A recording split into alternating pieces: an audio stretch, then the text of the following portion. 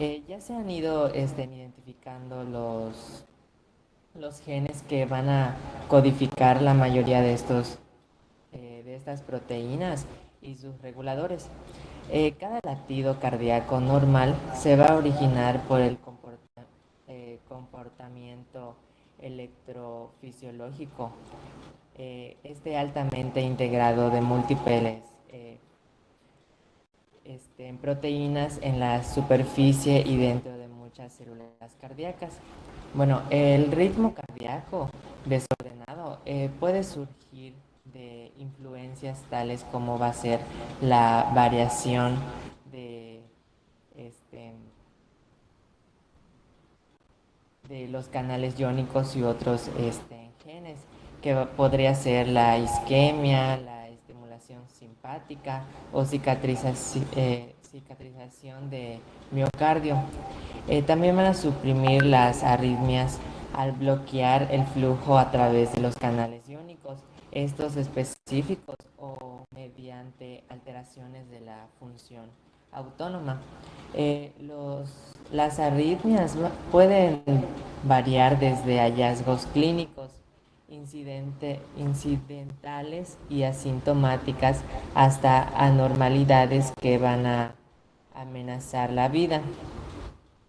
La terapia con medicamentos antiarrítmicos tienen dos objetivos: la terminación de la arritmia en curso o la profiláctica de una arritmia.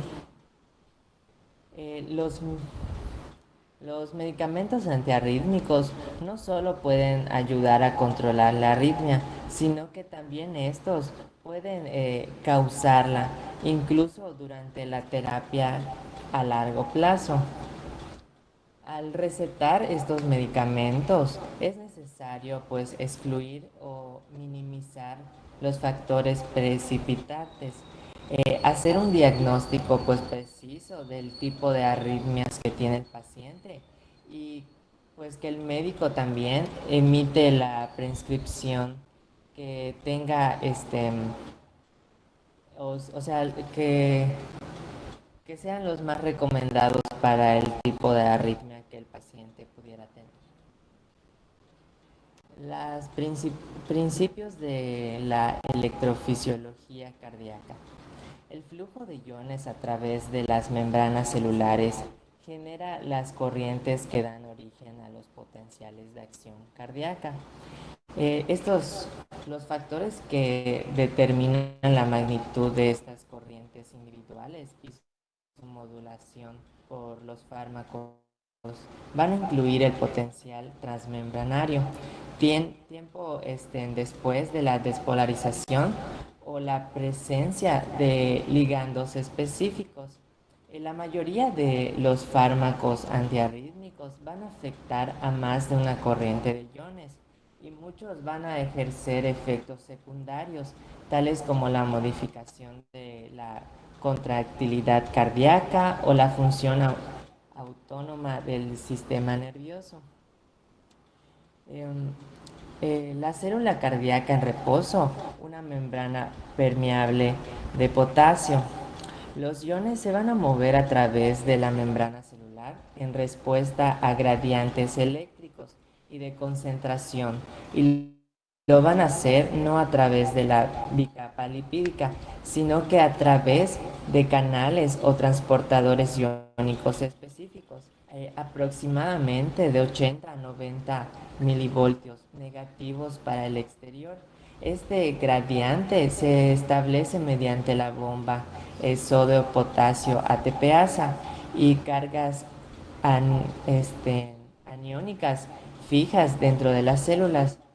Los canales de sodio que van a permitir que el sodio se mueva a lo largo de este gradiente se van a cerrar en las células cardíacas en reposo, por lo que el sodio no va a penetrar en las células cardíacas normales en reposo. Como podemos ver en la imagen que les tengo puesto a la derecha, este es un gradiente de eléctricos y químicos para el potasio y el sodio que en las células cardíacas en reposo. como podemos observar lo que les había explicado del sodio y los canales de potasio también rectificadores hacia adentro de cuando éstas se van a abrir y lo que va a permitir que los iones de potasio se muevan a través de la membrana y del potencial transmembranario para acercar al ECA. Y pues por el contrario, lo que yo ya les había explicado sobre los de sodio. Los de... Sí, sí, de sodio. Wilson, ¿me escuchas, Wilson? Sí, Mira, por ratos te dejo de escuchar. No sé si puedes mejorar. Por ratos se te escucha muy bien. creo que es mi internet. Oh, permíteme un momento. Ok, mientras Wilson arregla Ya, estas fallas. ¿se escucha mejor? Ah, por ahora sí. ¿Sigo o va a decir algo? No puedes. Ok, el potencial de acción cardíaco.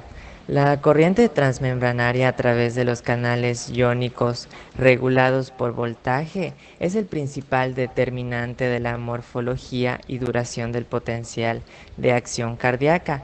Estos canales van a ser complejos macromoleculares que consisten en una estructura transmembranaria formada este, de poros, así como la subunidad beta modificadores de función y otras proteínas auxiliares.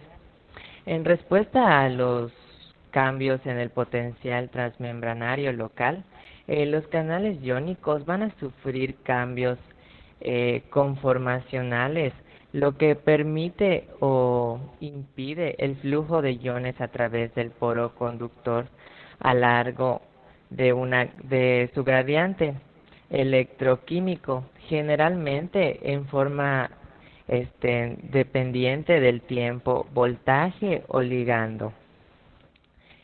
Para iniciar un potencial de acción, un miocito cardíaco en reposo se va a despolarizar por encima de un potencial umbral, generalmente esto a través de uniones estrechas mediante un miocito vecino.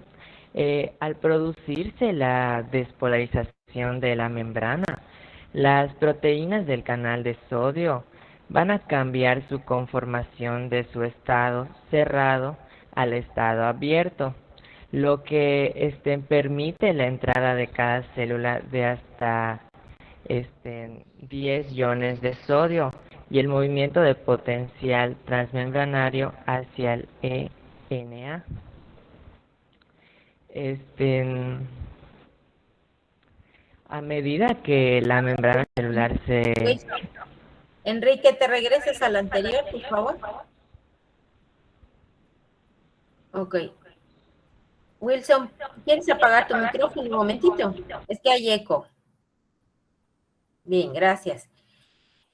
Lo que hemos avanzado hasta aquí es sumamente importante para entender bien cómo se dan estas arritmias, ¿de acuerdo? Aquí tienen una imagen de unos canales iónicos, no sabemos, dice aquí, sí, son de sodio. Bien, este sodio, recuerden que estos canales de sodio permanecen cerrados cuando la célula está en reposo, ¿de acuerdo? Cuando se tiene ese potencial de menos 90 milivoltios. Los canales de potasio permanecen abiertos durante el estado de reposo. Estos tienen la capacidad de entrar o salir hasta que no se alcance ese potencial de equilibrio que, como vimos en fisiología, se llama potencial de Nernst, que es precisamente cuando hay un equilibrio, entonces eso significa que no hay fuerzas que puedan impulsar el movimiento de los iones, ni para entrar ni para salir, ¿de acuerdo? Todo este canal, ya nos mencionó Wilson que está formado, es un complejo macromolecular, es una molécula grande prácticamente, que está formado por poros, ¿sí? Por unos tunelcitos por poros que pueden estar formados por una sola proteína o por varias proteínas, a lo que se le conoce como multímeros. Entonces, esas proteínas pueden ser de la misma naturaleza o de diferente naturaleza. Cada canal es diferente, ¿de acuerdo? Aquí lo importante es saber que cada poro tiene 4 características sumamente importantes que le permiten funcionar. La primera característica es que tienen un filtro de selectividad. Si ustedes recuerdan cuando vimos en el semestre anterior, por ejemplo, los canales de sodio tienen un filtro de selectividad y para los canales de sodio, si mal no recuerdo, están en la subunidad 6, ¿de acuerdo? En el dominio número 6, ahí está el filtro que indica que solo el sodio puede pasar por ese canal. Son selectivos entonces, tienen un filtro de selectividad en alguno de sus dominios. Número 2, tienen un poro conductor, ¿sí? Un poro por el cual van a entrar o van a salir de acuerdo a si está abierto o está cerrado. Número 3, tienen un dominio de detección de voltaje, ¿de acuerdo? Tienen un dominio de detección de voltaje y para el canal de sodio, es lo que yo les decía, está en el dominio 6, ese detector de voltaje. Número 4, tiene una partícula de inactivación. Ustedes pueden ver aquí en el dibujito este del canal de sodio, vean cómo en la tercera imagen, Enrique, si me puedes ayudar con tu cursor, en el dibujito, en el último dibujito, esta bolita que hace que se cierre, es una partícula de inactivación. Cuando el canal se va a cerrar, se estimula, se activa esta partícula que sube y cierra ese canalito. Es una compuerta que prácticamente se va a cerrar y hace que ya no haya paso o flujo a través de ese poro, ¿de acuerdo? Para el inicio de los potenciales de acción, comentaba Wilson que tiene que ser a través de estas uniones con los cardiomiocitos. En el caso de las células cardíacas, vamos a ver que estas fases que se dan son un poco diferentes a lo que normalmente encontramos en otro tipo de célula, ¿de acuerdo? ¿Por qué? Porque aquí hay una meseta que no se da en otro tipo de función celular, porque esta está dada por los canales de calcio que precisamente hacen y forman esa meseta, los de tipo L, canales de tipo L, y que le dan al corazón esta característica de trabajar como una bomba potente para poder expulsar la sangre, ¿de acuerdo? Entonces, aquí vamos a ver 4 fases, supongo que eso es lo que nos va a hablar Wilson. ¿Puedes continuar, Wilson, por favor?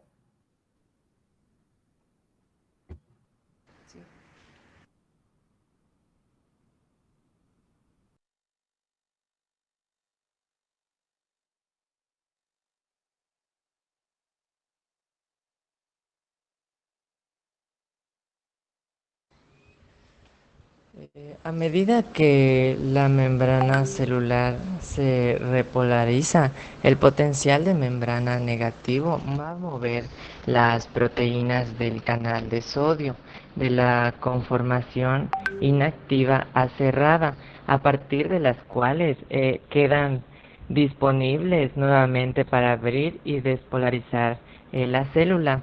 Los canales en el potencial transmembranario generados por la corriente de entrada de sodio producen a su vez una serie de aperturas de otros canales. Los canales trans- transitorios de entrada de potasio, tales como los canales de sodio, se inactivan rápidamente. Durante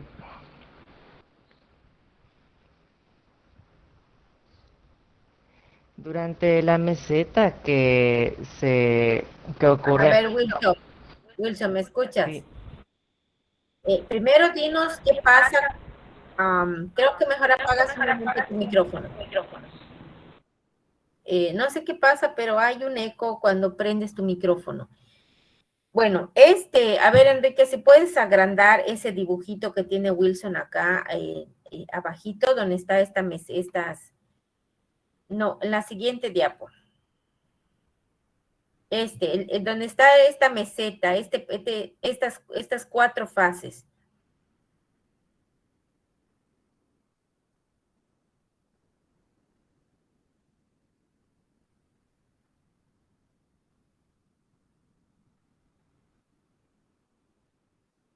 No se puede agrandar, Enrique.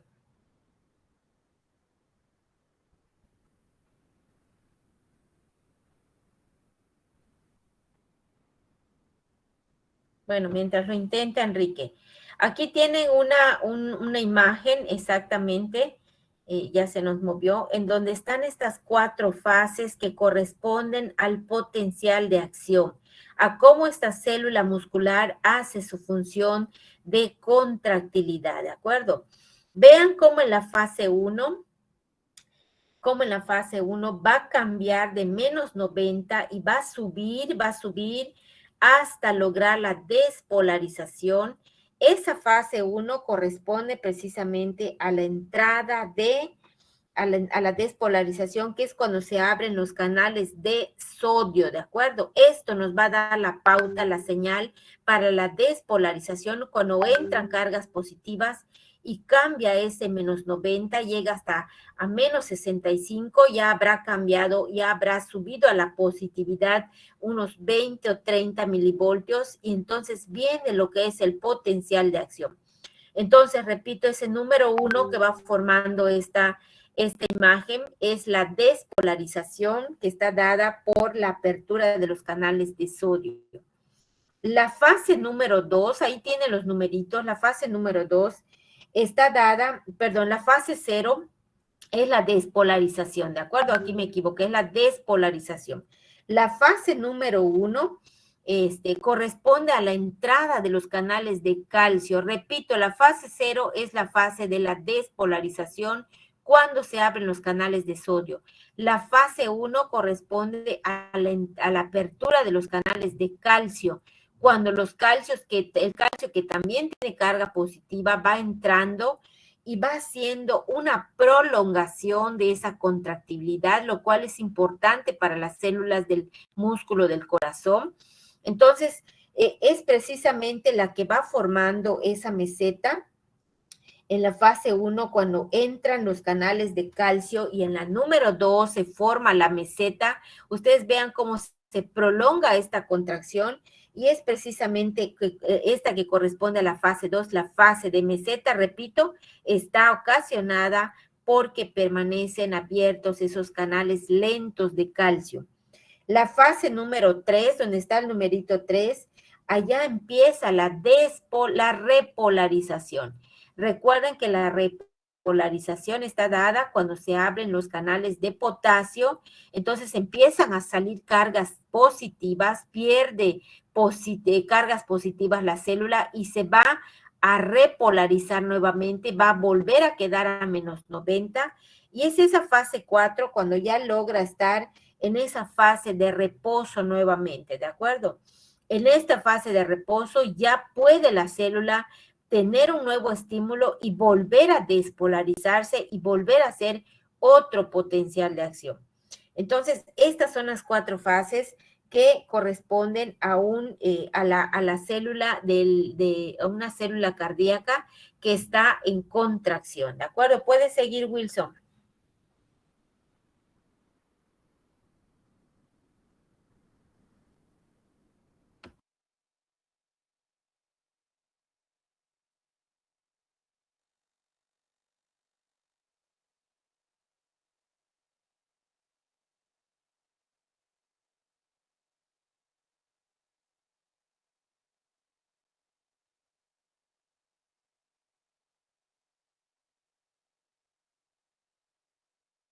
Bueno, durante la meseta que había comentado la maestra que sucede en la fase 2, eh, las corrientes de entrada despolarizantes van pri- eh, estas principalmente a través de los canales de sodio, de calcio, perdón, de tipo L, se van a equilibrar por corrientes de salida repolarizantes, esto principalmente a través de los canales de potasio. Un mecanismo común por el cual los fármacos van a prolongar los potenciales de acción cardíacos y van a provocar arritmias, va a ser en la inhibición de la corriente de un rectificador retardario específico del ICA, generada por la expresión de anterioridad. Wilson, sáltate esta parte, Wilson. Pásate a la siguiente. eh, Mantenimiento de la homeostasis iónica intracelular. Con cada potencial de acción, el interior de la célula gana iones de sodio y pierde iones de potasio. Esto en la mayoría de las células que se van a activar. Un mecanismo de intercambio de sodio-potasio que requiere de la presencia de energía ATP o bomba para mantener esta homeostasis intracelular. Pues esta ATPasa de sodio-potasio eh, este, va a extruye 3 iones de sodio por cada 2 iones de potasio que van a transportar desde el exterior de la célula hasta su interior. Eh, Normalmente el calcio intracelular se mantiene a niveles muy bajos, de unos -100 nm. En los miocitos cardíacos, la entrada de calcio durante cada potencial de acción a través de los canales de calcio tipo L son una señal para que el SR libere sus reservas de calcio y así van a iniciar la contracción dependiente de calcio, un proceso denominado como acoplamiento de excitación-contracción. Las enfermedades de arritmias A genéticas. ver, Wilson, permíteme, y pasa a la anterior, Enrique, por favor. Aquí en este mantenimiento de la homeostasis, recuerden que después de cada potencial de acción, la célula tiene que volver a su reposo, a estar tranquilita, sin actividad.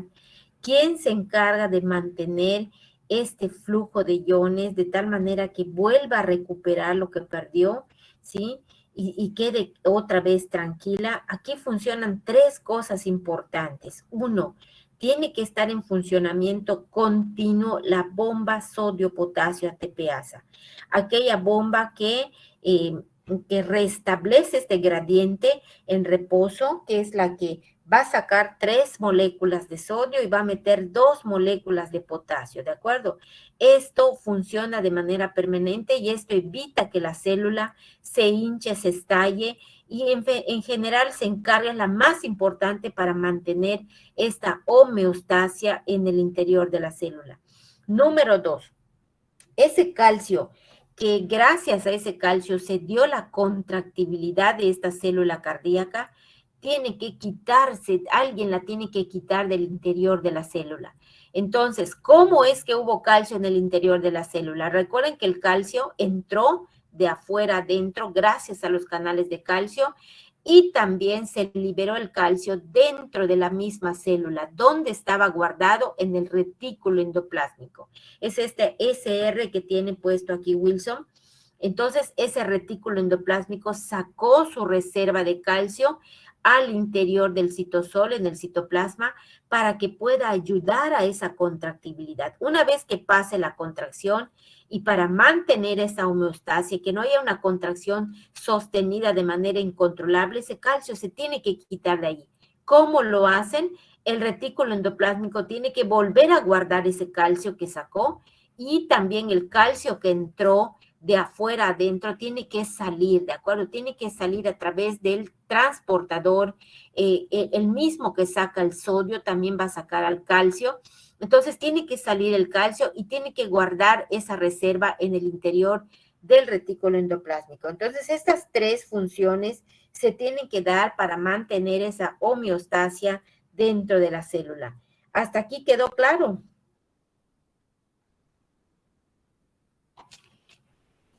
¿Me escuchan?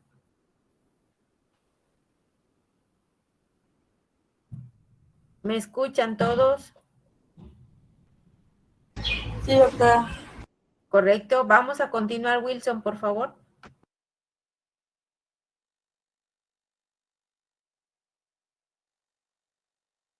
Enfermedades de arritmias genéticas. Las enfermedades de arritmias congénitas raras con es la abreviatura, con la taquicardia ventricular polimórfica catecolaminérgica, pueden causar muerte súbita debido a arritmias fatales a menudo de sujetos jóvenes.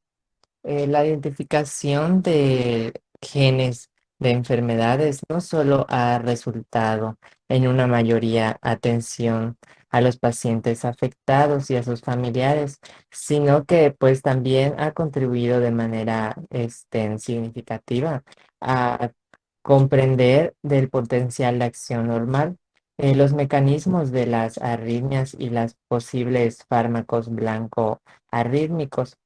Los fármacos que van a inhibir esta corriente anormal pueden ser antiarrítmicos en esta forma de síndrome de QT largo, y los que aumentan la corriente tardía de sodio pueden causar arritmias.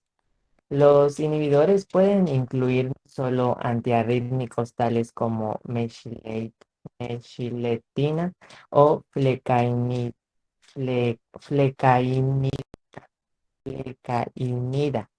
analizados en este capítulo, sino que pues también el agente antianginoso ranolacina, que parece ser un bloqueador de la corriente de sodio tardío. Del mismo modo, la mutación en el gen receptor de rianodina tipo 2, que va a codificar el canal de liberación celular de calcio, va a causar que la taquicardia ventricular polimórfica catecolaminérgica, que al gen de los canales de receptores de riadenina tipo 2, eh, estos van a estar con fuga, en lo que va a perturbar que la homeostasis del calcio intracelular y provoca estas arritmias dependientes de la posdepolarización tardía. Aquí, Wilson, Como hasta aquí. Con estas enfermedades de arritmia que son genéticas o congénitas, aquí lo importante es saber que algunas de estas arritmias, como estas que mencionó, el síndrome de QT largo y esta taquiarritmia ventricular polimórfica, son motivo de muerte súbita, sobre todo en pacientes muy jóvenes. Ustedes han oído que, por ejemplo, hay jugadores, sobre todo de fútbol, que caen muertos en el área de juego. Seguramente tenían una enfermedad, una arritmia congénita que no se había detectado. Lamentablemente esto en cualquier momento puede desencadenar esta muerte súbita, ¿de acuerdo? Esto está dado por mutaciones genéticas, se han identificado algunas genes que no vamos a profundizar en eso, en esta materia de farmacología, únicamente saber que existen y qué es lo que hacen este tipo de mutaciones genéticas, prolongan muchas veces esos potenciales de acción, prolongan ese intervalo QT, que es en total el tiempo que tarda en despolarizarse y repolarizarse el ventrículo. Entonces nos van a llevar a una muerte súbita, ¿de acuerdo? Hasta aquí no vamos a profundizar más. Puedes continuar con el siguiente apartado de heterogeneidad, Wilson. Heterogeneidad del potencial de acción en el corazón. En la descripción general del potencial de acción y las corrientes subyacentes deben ser modificadas para ciertos tipos de células. Esto principalmente debido a la variabilidad en la expresión de los canales iónicos y de las bombas de transporte de iones electrogénicos. La diversidad resultante de los potenciales de acción en diferentes... Wilson, ¿me Sí, permites, Wilson? Déjame ayudarte con esta parte, Wilson, para ir avanzando lo más rápido que se pueda. Esta heterogeneidad del potencial de acción únicamente nos está indicando que es diferente la forma como se dan los potenciales de acción dentro de las diferentes áreas del mismo corazón, ¿de acuerdo?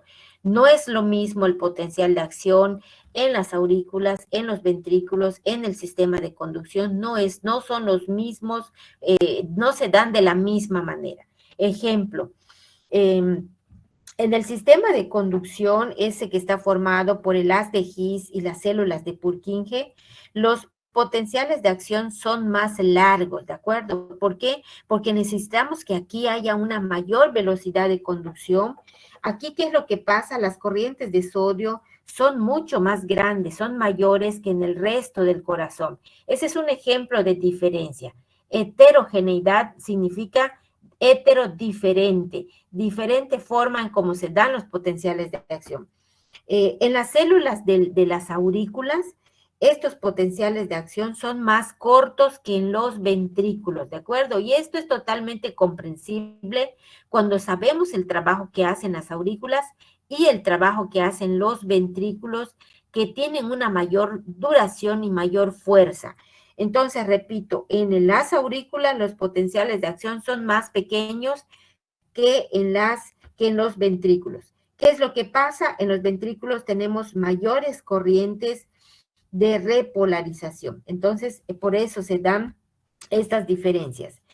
Pero en el seno y nodo aurículo ventricular, que carecen de corrientes de sodio, aquí las despolarizaciones se van a dar por las entradas de calcio. Muy importante esto, muy importante saber esto, que aquí en estas partes, sobre todo en el seno aurículo ventricular y en el nodo, perdón, aurículo ventricular, se van a dar, no empieza el potencial con una apertura de los canales de sodio, sino que aquí lo que se abren son los canales de calcio.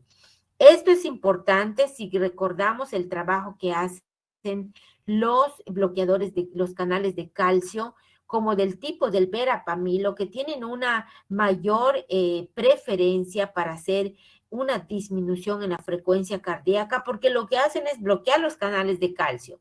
Y estos canales de calcio son los que se deben abrir en este nódulo aurículo ventricular, por lo tanto disminuyen la frecuencia cardíaca, ¿de acuerdo?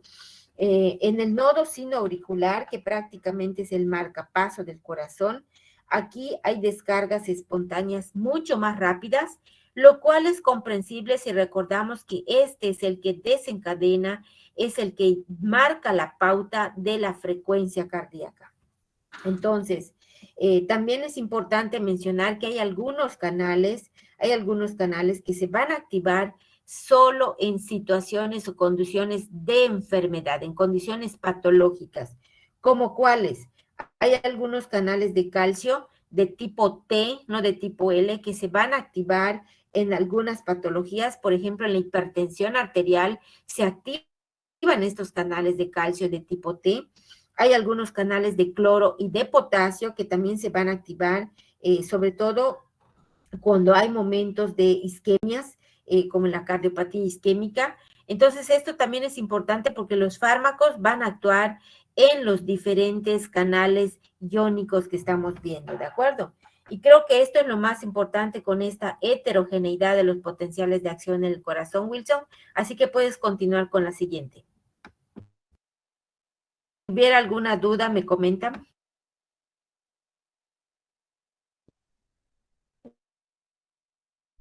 progresión de impulsos y el electrocardiograma. Los impulsos cardíacos normales se originan en el nódulo sinusal. La propagación de los impulsos en el corazón va a depender de la magnitud de la corriente despolarizante y la geometría y la densidad de las conexiones eléctricas de la célula a célula.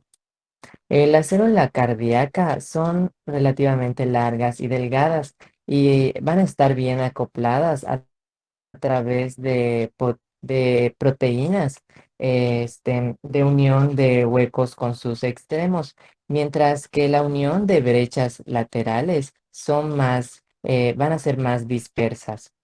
Una vez que los impulsos van a abandonar el nódulo sinusal, se propagan rápidamente a lo largo de las aurículas, donde lugar a la sístole auricular y la onda P de la superficie del electrocardiograma. La propagación va a disminuir Wilson, ¿tienes notablemente. alguna imagen, Wilson? Wilson, ¿tienes alguna imagen de el registro electrocardiográfico del potencial de acción? Entonces, porque no había otra imagen en el libro. Nada más que agranda esta imagen, Enrique, al final, en donde está el registro electrocardiográfico, si lo puedes agrandar.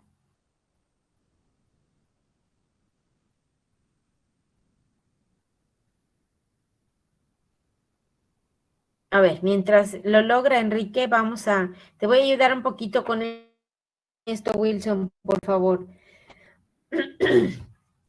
Entonces ya quedamos que aquí es más rápida la propagación de impulsos a lo largo de la célula que entre las células, ¿ok?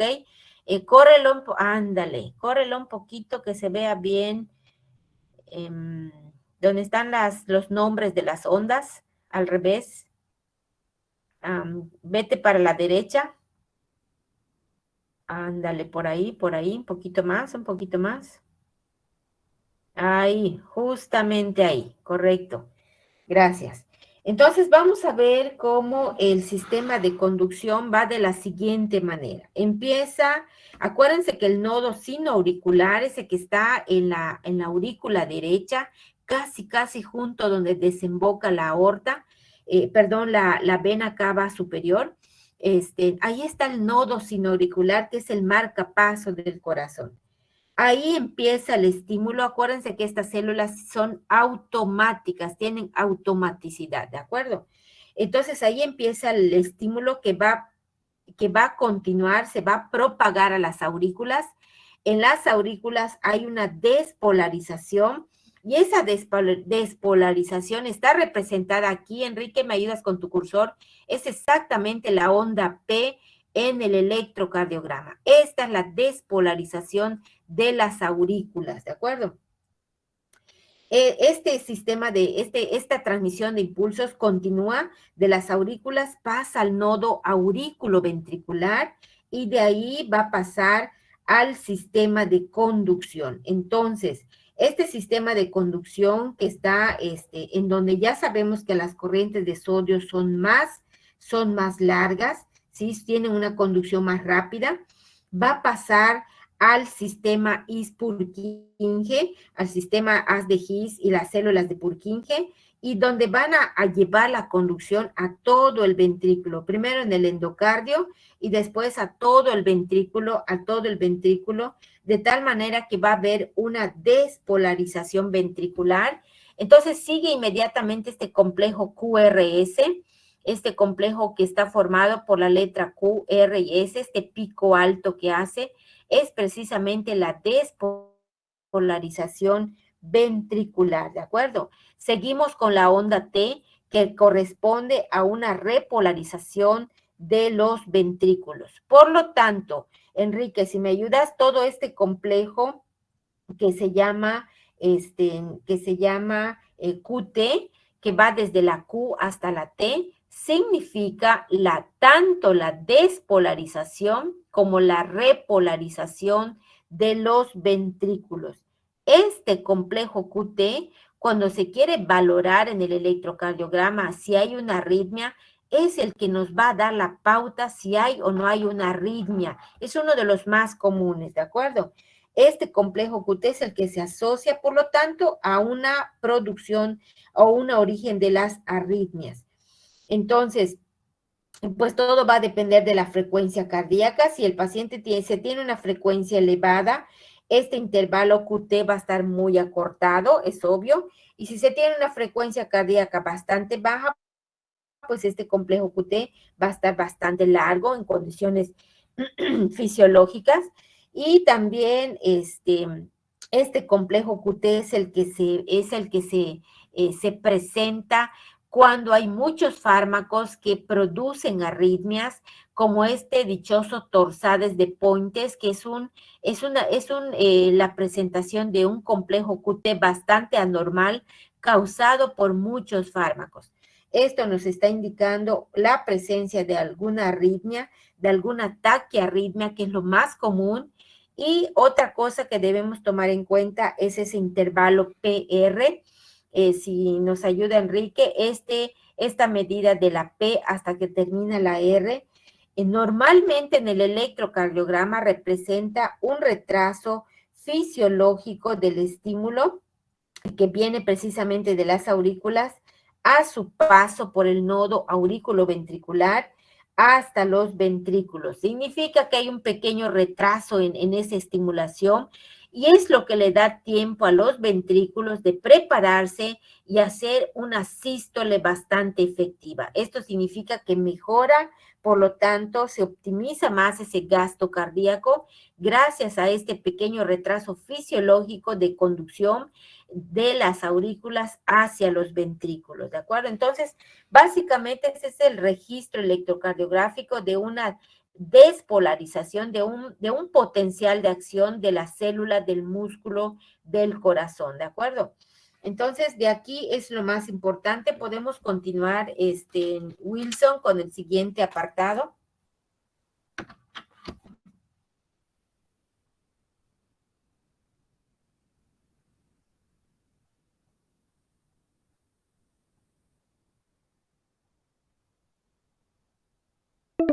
Aquí, mero.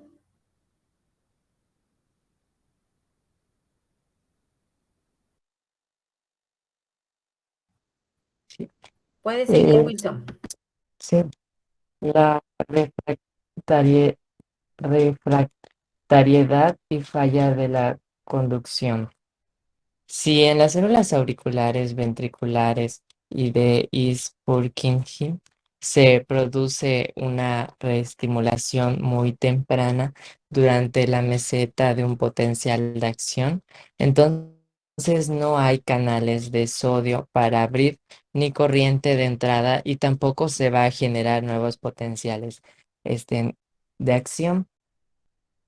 Eh, Cuando ocurre un estímulo durante la fase 3 del potencial de acción, como habíamos visto anteriormente, el trazo ascendente del potencial de acción prematuro va a ser más lento y de menor magnitud.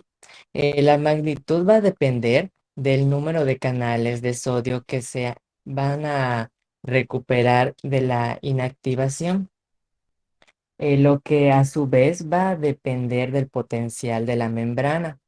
La refrac- refractariedad se va a medir evaluando si los estímulos prematuros aplicados a las preparaciones del tejido van a resultar en la propagación del impulso. La magnitud de Wilson, la... Wilson, ¿me escuchas? Solo Sí. dos cosas necesitamos saber acá, Wilson. Acuérdense que ese periodo refractario puede ser de tipo absoluto o relativo. ¿Cuándo hablamos de un periodo refractario relativo? A ver, ¿quién quiere participar?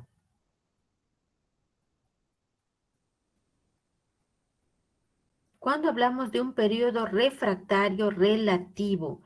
Cuando todavía no está listo la célula para desencadenar un nuevo potencial de acción, puesto que no se han cerrado por completo estos canales. Pues, sin embargo, si hay un estímulo bastante fuerte, puede haber un nuevo potencial de acción, ¿de acuerdo? En el periodo refractario absoluto, recuerden que tampoco está lista la célula para hacer un nuevo potencial de acción. Sin embargo, aquí, aun cuando hay un estímulo sumamente grande, aquí no puede haber nuevo potencial de acción. Aquí no se puede porque todavía no se ha llegado a ese cierre de los canales y por lo tanto no se ha llegado a ese periodo de reposo. Entonces, en este periodo refractario puede haber cosas anormales, pueden haber estímulos anormales que pueden desencadenar estas fallas de conducción y generar arritmias, ¿de acuerdo? Hasta aquí, Wilson, puedes pasar a la siguiente.